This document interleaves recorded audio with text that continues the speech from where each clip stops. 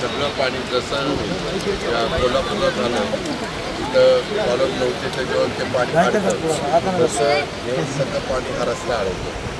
वर कचरा आला, काही झाडं झुडपं आली, सगळं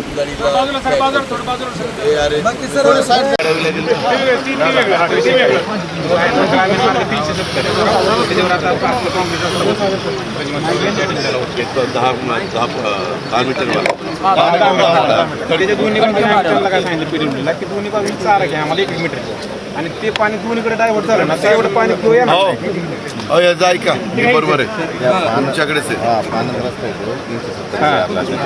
नाही ते काय म्हणतात 10 मीटर रस्ता तुम्ही करा, सांडवत निघत नाही. सांडव नाहीच याला